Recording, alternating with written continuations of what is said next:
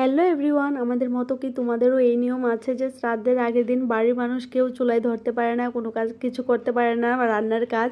তো গতকালকে গিয়েছিলাম জেঠুর বাড়িতে। যাওয়ার সময় হাঁপানিয়ে একটু নেমেছি, কারণ এই আঙ্কেলটার দোকানে গিয়েছি। বিয়ের আগে আমি সবসময় এই আঙ্কেলটার দোকান থেকে সব কিছু নিতাম। দোকানটা ছোটো হলেও অনেক কিছু পাওয়া যায়। আর দেখো, এখান থেকে একটা লিপ বাম নিয়ে নিয়েছি, আর ফোটার পাতা পাইনি, যেটা আমি চেয়েছিলাম।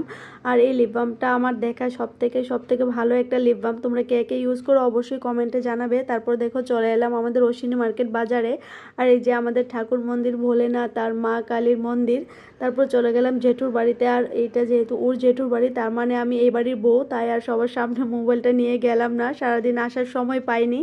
আর রাতের বেলা গিয়েছি, আর দেখো গিয়েই দেখি কোথায় কলা টাঙিয়ে রেখেছে। এই জিনিসটা দেখে সত্যি আমার ঠাম্মার কথা মনে পড়ে গেছে। আর এদিকে আজকে যেহেতু শ্রাদ্ধের সব কিছু বাজার করা হয়েছে, আর এদিকে মা সবাইকে খাওয়াচ্ছিল। আর এইটাই নাকি নিয়ম, মানে গতকালকে এই বাড়ির কেউ চুলায় যেতে পারবে না, অন্য গোষ্ঠীর বা অন্য গোত্রের কেউ মানে চুলায় যেতে পারবে, যার জন্য মা বা কাকে জেঠিমনির বোন অন্য সবাই মিলে খাওয়াচ্ছিল। আর আমরা তো কেউ যেতে পারবো না, আমিও যেহেতু ওই বাড়ির বউ হয়ে গেছি এখন। তারপর দেখো, এদিকে কচুর শাক কেটে রেখেছে, আর কচু কেটে রেখেছে। আর এদিকে দই পাতার পাতিল, থাল বাসন যা যা লাগে।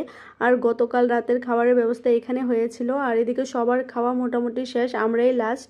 তো আমরাও বসে পড়েছি। আর সবাই বলছিল যে আমরা যেহেতু দিনের বেলা যাইনি, একটু দই মুড়ি খেয়ে নিতে, এটা নাকি নিয়ম। আর দই মুড়ি খেতে খেতে আমি বলছিলাম যে দইটা অনেকটা টেস্টি হয়েছে। আর সবাই হাসাহাসি করে বলছে যে এটা তোমার মাই পেতেছে। আমি জানতাম না, কিন্তু সত্যি দইটা অনেক ভালো হয়েছে। তারপরে বসে পড়েছি ভাত খেতে। আর ভাত খেতে বসে পড়েছি আমি, আমার একটা বোন, তারপরে আমার একটা দেবর আর আমার হাজব্যান্ড। আর কালকে সবজিটা অনেক বেশি টেস্টি হয়েছে। আমার ইচ্ছে হয়েছিল আরেকটু নিতে, কিন্তু ডক্টর যেহেতু না করেছে তাই অল্পই খেয়েছি।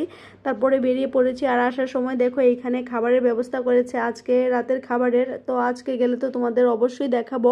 তারপর বাড়ি চলে এসেছি। আর এতটা ঠান্ডা ছিল রাস্তার মধ্যে, আর ঘুম থেকে উঠে কি রান্না করব, আজকে তো রান্নার তেমন চাপ নেই, তাই ভাত করেছি। আর ভাত দেখো কোথায় করেছি, বাটির মধ্যে। আর একটু যেহেতু করবো তাই বাটির মধ্যে করে নিয়েছি। আর একটু আলু ভাজি করেছি। এই আলু ভাজিটা আমি অনেক দিন পরে করছি।